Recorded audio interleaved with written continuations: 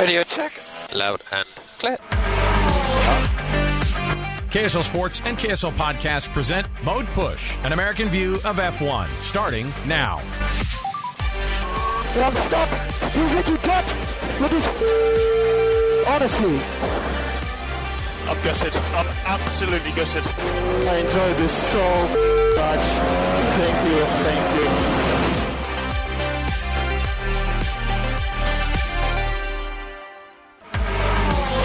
All right, everybody, welcome on in. It's another edition of Mode Push, the podcast brought to you by KSL Sports, KSL Podcasts, an American view of F1.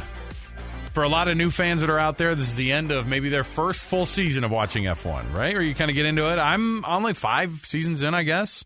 I feel like I'm an old vet now. Joining me, of course, as usual, Dan Jimenez, my co-host, and we're also welcoming in a new guest with us, Carlos Fortun, who actually works in our building here at KSL Sports. KSL News Radio is where he works, and in the building, and is also an F1 fan. He's from Spain and has actually covered some F1 in his career, pushed himself, like so many people in our industry. Hey, man, will you work for free? And the answer is yes. At some point, you got to do 100%. It. So, Carlos, welcome to the podcast. You found out we were doing this because I think we left some tabs open and had some of our stuff up, and you went, dude, are we doing an F1 podcast in this building now? That was literally, I came into the studio, you left some tabs, and I'm like, who is in the news about Formula One in this building? It's like, I got to meet another person who might actually like F1 racing. But yeah, here we are, having this little secret society of F1 lovers here in our building. We're hoping to keep that expanding because it's I mean, I've been a sports guy my entire life, and I've told people this a bunch, but my background was in all mainstream American sports. That's the only thing I ever really. It's what I talk about for my job. It's what I covered growing up as a kid. It's what I loved. It was like, and I never thought, if you'd have asked me 5 years ago, 8 years ago, man, do you want to get into racing? It's like, no way. I don't like NASCAR that much. I can't get into the oval racing as much. And now I find myself kind of dipping into all motorsports because F1 got me going down that road. So, but this is something you've followed your entire life, though. Yeah. I think so. I moved to the U.S. in 2005, and that's when I really got into it. I'm just watching it with my dad in the mornings. We get up. I mean, no DVR back then. Get up at 4:30, 5 a.m., watch the races, and it was great. And those for me were the great years because, of course, being from Spain, Fernando Alonso. Oh yeah, 2005, 2006, he rocked it, and yeah, it was great living. Good time to get into it. Yeah. I mean, you need that connection. I think a lot of people, they go, I had those. It's like, I think about the amount of Seattle Seahawks games that I watch, or Mariners games with my grandma, or whatever it might be, stuff that I watch with my brothers, or Rose Bowls, sitting around with my family. It's always that family connection, right? And so this was always weird for me because I'm the only person that I knew that liked F1 in my little circle. There was no, and then it's like, no, there are people that love it, and so here we are. So this is good because I know it's the last race of the season, but we're going to get into this and we'll break down a few more things, and we'd love to have you periodically on the podcast here. So welcome. Thanks for hanging out with us, man. Let's start off first about the drama. There's so much drama. It's so good. And so, first of all, were we in that group of a bunch of mean media people, Dan, who jumped on Max Verstappen? I think I don't know if we used the terminology as, I don't think we were calling him a jerk, full jerk mode, but maybe that was the case. Last week when everybody knew that radio message, I told you I'm not going to give up that position to Checo. He was a bad teammate in that race. And now this week he's walking it back a little bit. This is audio courtesy of Sky Sports. Here's what he had to say about during the press conferences today. You got me all wrong, man. You guys need to know the full context. We had a bit of a miscommunication on Saturday and Sunday. Nothing had been said to me about a potential swap or whatever. It only came into that last lap that it was said on the radio, and I think they should have known my response already from what I said the week before. And after that race, we had some good discussion. We put everything on the table, and everything has been solved. So in hindsight, we should have had that conversation earlier, because I have never been a bad teammate to anyone. I've always been very helpful, and the team knows that. I always put the team up front because at the end of the day, it is a team effort. I think what we learned from that is that we have to be a little bit more open, and we just have to communicate better to each other. But after that race, of course, I looked very bad, in the media, but also they didn't have the clear picture. But to immediately put me down like that is pretty ridiculous, to be honest, because they don't know how I work within the team and what the team appreciates about me. So all the things that I've read is pretty disgusting. And also, even more than that, they started attacking my family. They were threatening my sister, my mom, my girlfriend, my dad. And for me, that goes way too far. Well, you don't even have the facts, of what actually was going on. And that definitely has to stop. If you have a problem with me, that's fine. But don't go after my family, because that is just unacceptable. There's Max Verstappen. I'll start with you, Dan. There was a lot in that statement. I feel like the first half was damage control. Like, that was just PR 101, right? Yeah, that was a rehearsed response. And he kind of was speaking out of both sides of his mouth. And on the one hand, he's saying, well, they didn't tell me until the last lap. And then on the other hand, he's saying, but they should have known. But if I'm remembering correctly, watching the race, that call came, they played it through the feed on the one lap to go before that. Sure. Yeah. So I feel like all of us watching from home were expecting him to do it because we had heard it a lap earlier. So what they're saying off of the air, the thing that he said about the week before was obviously conversations that they had after Mexico, it must have been. Right, and in the debriefs or whatever, and they're like, I had the conversation with them where I said, I have my reasons, and I'm not going to let you guys do this. But Christian Horner doesn't go, let him through, dude. Like, yeah. If they had a complete understanding, right, of what it was supposed to be at that point. Like, but so, again, the PR 101 part where, but again, the masterful move of, it's the old PR judo. Yeah, he turned it back on the media. Hey, I can't believe you guys would make me look bad like this. The instances of when they go, oh, I'm not a bad teammate. Like, the guy has been a bad teammate before. Oh, yeah. Mm-hmm. That's why I'm, like, wondering. So, where was Ricardo? That's what I want to know. Red Bull with Ricardo. In his eyes. No, and that's the thing is that I think that a lot of folks don't say stuff that doesn't make sense, because this sport is not a team sport first. This is an individual performance, and the teams happen to be something that make it part of an interesting full picture of how we do these races, right? You have a team situation, you have a constructor's title that is way below the interest level of what these racers are trying to do. They are not trying to be good teammates. They are trying to be, it's part of it, and it helps. And it is, we talked about this last week, Dan. It's not good for you to be a bad teammate. Like, it looks really, really, really bad. Mick Schumacher did this all of his career, right?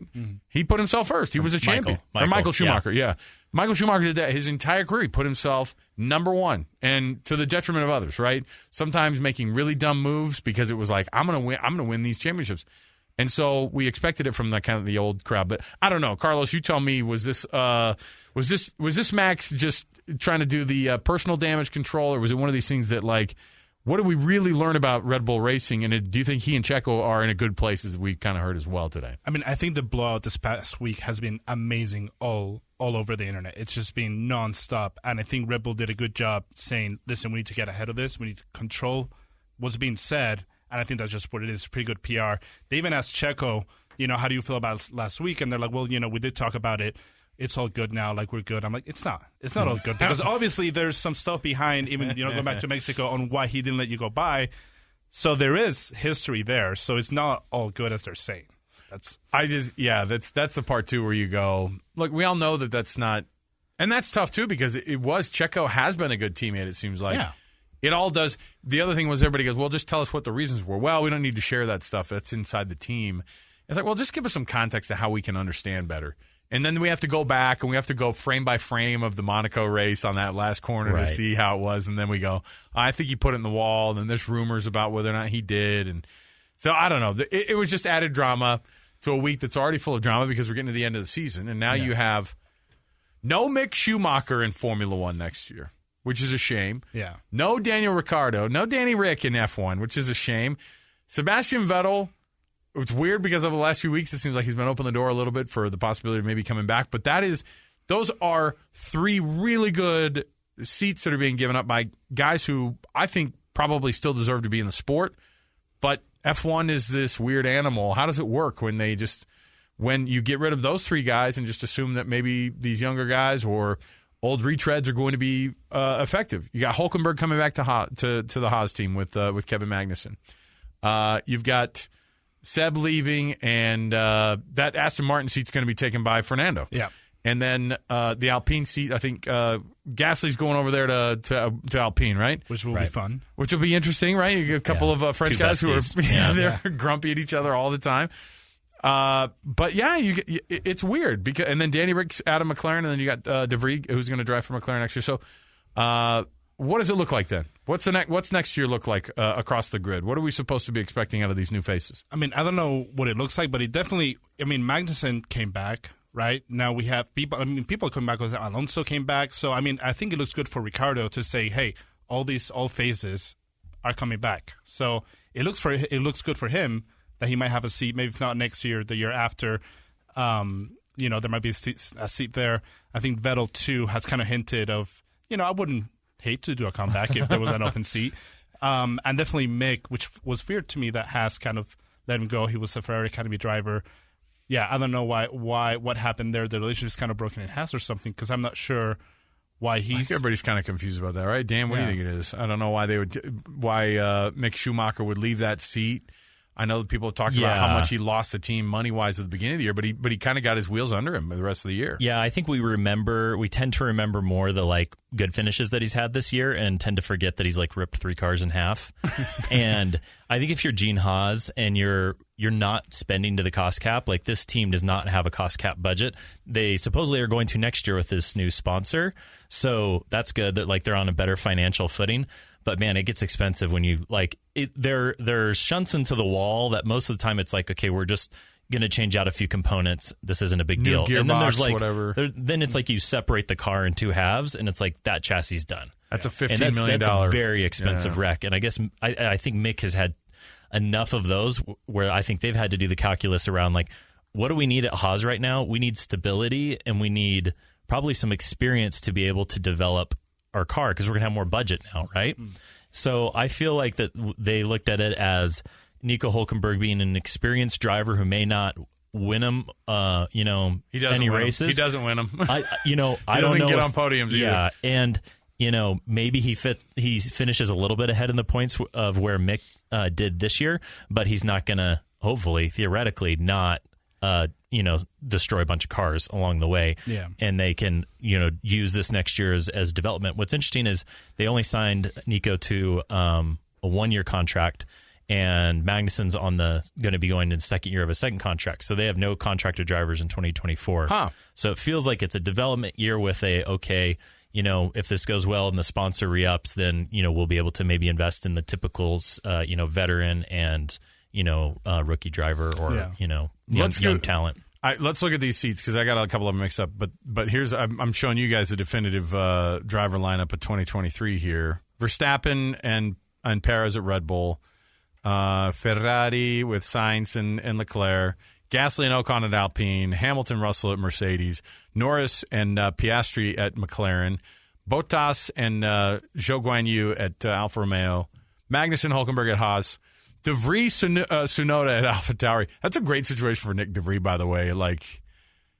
You feel like he's already going in there, and they're already going to give him a length of rope because you're a brand new guy, and you kind of go, hey, do your thing. And I feel like that's a teammate he could probably do some damage against. Yeah. Stroll, Alonso, Aston Martin, Albon, Sargent at Williams. Who's the worst driver lineup there? In that is it De Vries, Tsunoda there at AlphaTauri, or? Yeah, I think that's your youngest pair. Yeah, I think my bold prediction is going to be that Zhou Guanyu makes it, to the end of his contract, and then they bring Mick Schumacher back there in preparation for Audi to take over in 2026. 26. So when is Alfa Romeo going to be out totally then? Do you remember what I think they have 1 more year. And then they go to Sauber. And then they'll be 2 seasons as Sauber, and then they'll be Audi in 26.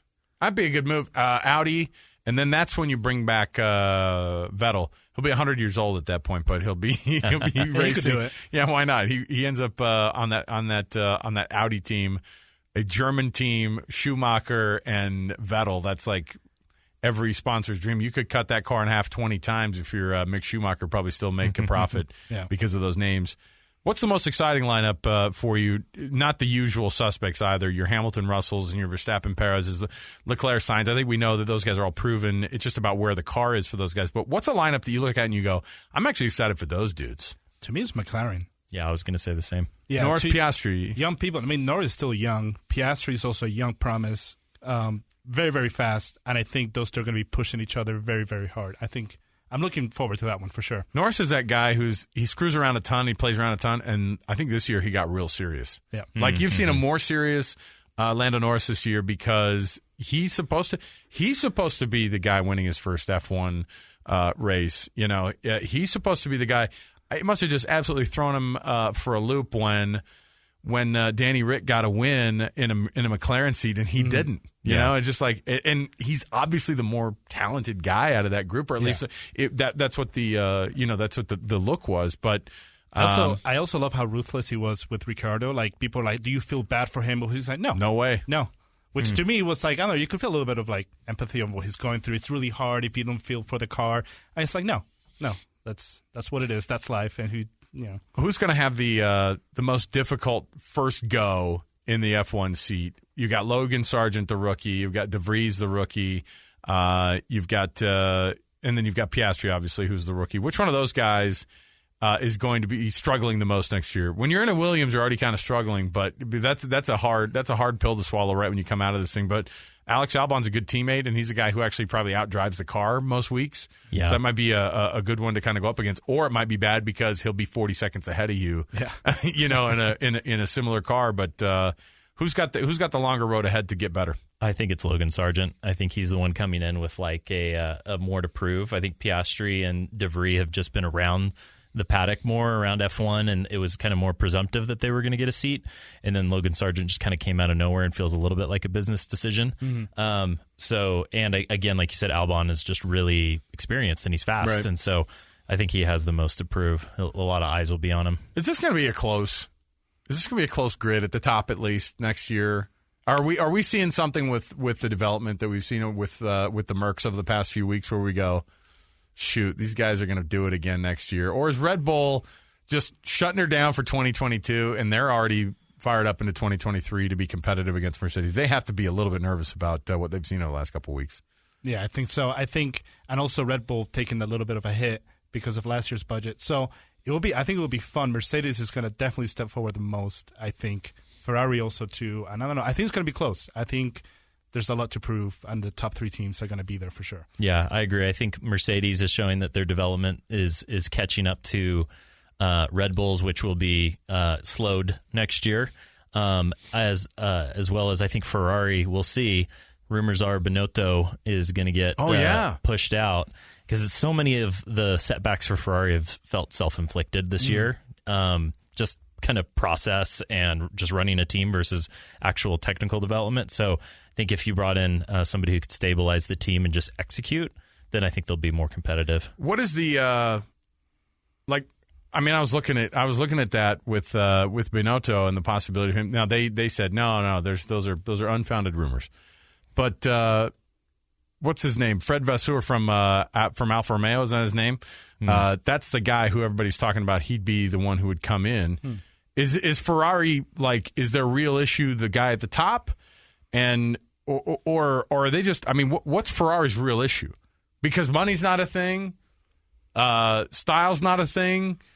All those things are supposed to be. They're supposed to be the number one team in F1 almost every year. They have no reason not to be every year. Yeah, you're the Ferrari guy. You're the Ferrari guy, or at least you're the guy who knows more about Ferrari's woes than most too. I feel like it starts at the top. I think it's a cultural thing. It's just repeated dumb mistakes. Just has to be systematic to how they train, prepare, with the level of execution that they expect from each other, and I just think that has to start at the top. And you kind of hear it from Binotto throughout the season, was like, we're going to be fine, and he didn't really sense like he was taking ownership that, like, no, this isn't going well, and we need to make big changes. And so if I am Ferrari owner, I think that's where I would start, is with the team principal. Yeah.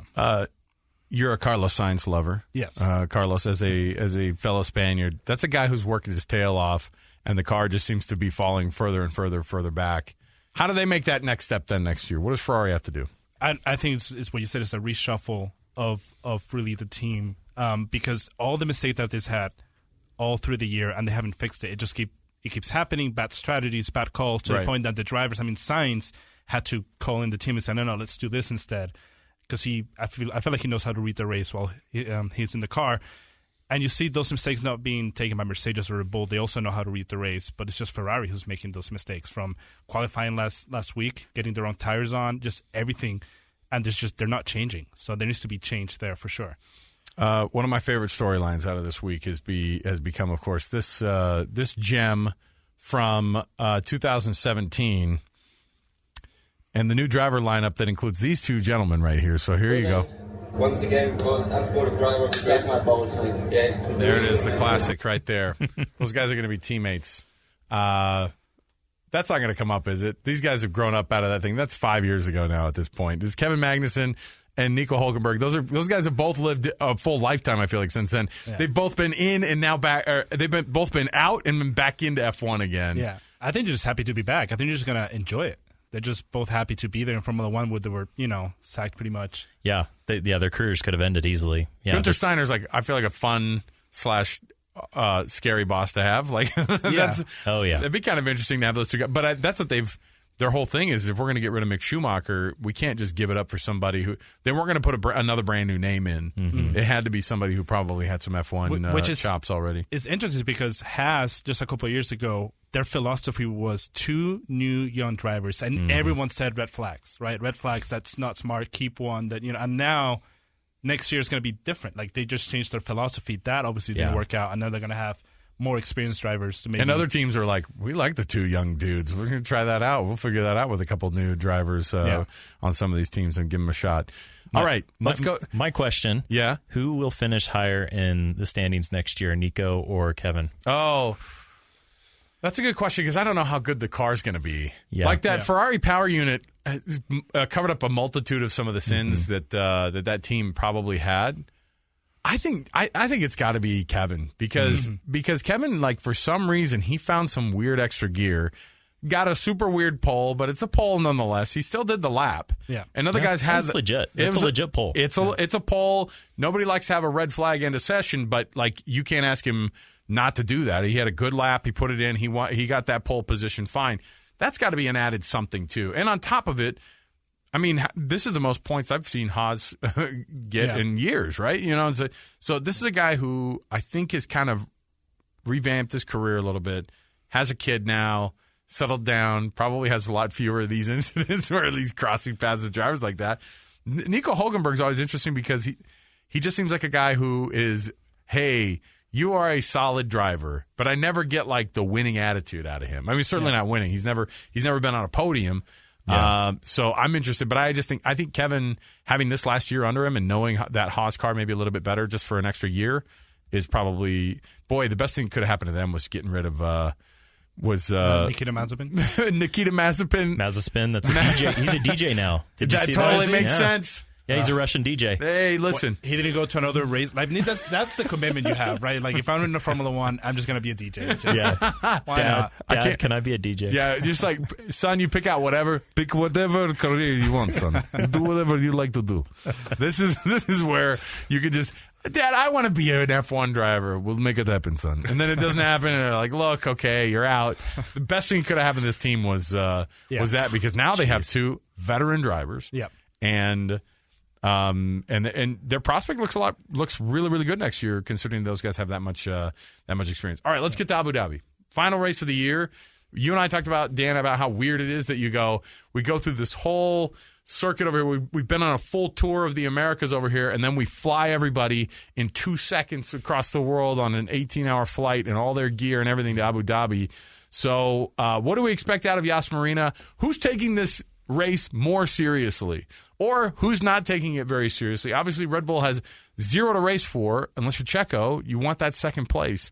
So there's going to be some drama still there. But what are the things that are sticking out in this race for you? Yeah, I think that all the teams have moved on to 2023 in terms of development.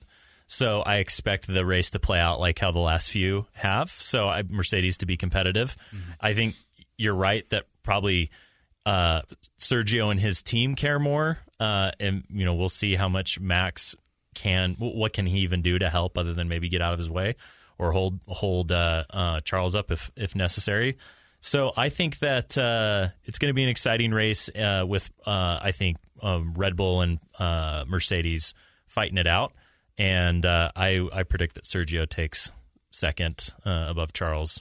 Oh, in the overall standings. In the overall standings, yeah. I could see that, too. Yeah. They'll do all they can. I mean, but pace-wise, I don't think they were even the second fastest car last week in the race, right? So how do they? Yeah. Does this track lend a little bit more to their car? Yeah, I think so. I think this track has some longer sections. Like on that backstretch, there's 2 really long sections that I think both are DRS sections. And Red Bull's just shown that they have insane straight line speed and DRS advantage, and so I think it'll play back into their hands a bit more than Interlagos, which was pretty different. Mm-hmm. This is the last race of the year. There's going to be still some drama, though. So what else? What else are we looking forward to in this race here, Carlos? Something that, like, you go, I know it's the last race and a lot of stuff has already been decided, but there are those middle teams that are still battling there for that extra money as well. Alpine and McLaren, I think it out. Yeah, they're going to fight it out until the end, and I think Alpine looks like it has the upper hand. So I think there should be no problem with them, but who knows? And you also have, I think Haas and Alfa Romeo are also fighting for those points. So I think it's going to be a very interesting battle in the midfield for sure. I think everyone will be trying to get Sebastian Vettel a podium. Like, I think the whole grid is just going to, like, what can we do to help him? They're going to do, the amount of spinning out they're going to do at the end of this race. Yeah. Who's it going to be? Oh, Mick? the donuts. Yeah. The donuts is going to be Mick, is going to be Seb, it's going to be Danny Rick. Who else? There's Everybody's a meme, in there. and it's like 20 whatever, where it was like the 3 of them were all doing donuts, and then it's like 2022. It's the same 3, but then it's an Alpine, and it's on fire. It's spinning on fire. Right. Like it's a Ferrari, but it has like the wrong tires on, and it's got inters on for no reason. The last race, I want there to be drama. I'm one of those guys. I don't want anybody to crash and get hurt. But I want there to be somebody over the radio that has to be bleeped out. Well, that's just what I'm looking for. The question is, if Max Verstappen has a chance to help Checo Perez, will he? He says he has, right? He says he's going to do it, that he will do it. But the question still remains, if there's a podium, if there's a win, would he give that up to help Checo win that? Because how much is that second place worth against a podium or a win? Right. That's the thing, is it doesn't really mean... A second place in the it doesn't mean anything. Nobody remembers who finished. No one cares who finished except for last second. year. Right. Well, and he'll always and Lewis will always remind us of last year. Yeah. Well, let's talk about Lewis Hamilton. George Russell is beating him on the head-to-head for the team of Mercedes, and Lewis got a little bit of that spark back though over these last few weeks because the car's been back. Yeah. So, is Lewis going to be a magnanimous teammate to George Russell? At some point, are we going to be seeing like a Nico Rosberg, Lewis Hamilton type fight if the car is competitive next year? This year we know the first half Hamilton was just playing with everything, and probably that's why George, I think, is ahead. But next year, if things look promising, there might be for sure some more intense battles going on at Mercedes that they're going to have to like struggle with because those two are really, really quick. And they're competitive. Yeah. And Lewis is like the number one PR spin master while in the car making his statements like his PR statements. So I don't know. That Merc team is interesting because they're going to have their pace back guaranteed, which also means that they're going to have quite a battle on their hands because you have the guy who wants to be the world champion and you have the guy who really wants to be the world champion, wants to be the 8-time world champion to kind of put that on and to prove to everybody that he's not old and busted. And I think at some point halfway through this year, people were like, dude, Lewis Hamilton, you don't have it anymore, right? Yeah. And so I'm looking forward to whatever Merc is going to bring next year, too. I think he's racing with a chip on his shoulder, and he wants to get that 8th championship and just unequivocally be the best driver of all time. So I think he's racing for that, and I agree. George is really fast, and he's going to push Lewis. Lewis had every opportunity to, after that safety car, to pass George, but he couldn't. He just wasn't quick enough, and so...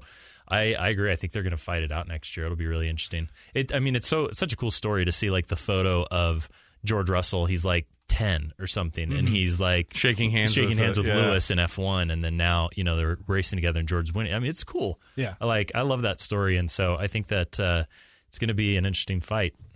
It will be. Abu Dhabi this Sunday, going to be the last race of the season. Things get decided, of course, based off of what's going to happen this weekend, and then we go into the off season, which isn't very long in F1, obviously. So we jump right in, and then we'll be able to have the off track drama stuff that's going on as well. So I'm Alex, Dan Jimenez, Carlos Fortun joining us for the first. Did you have fun today? Oh, it was Carlos? great. Breaking it down a little bit.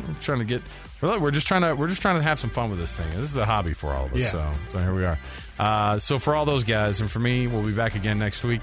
Another edition of Mode Push. I'll talk to you then, everybody.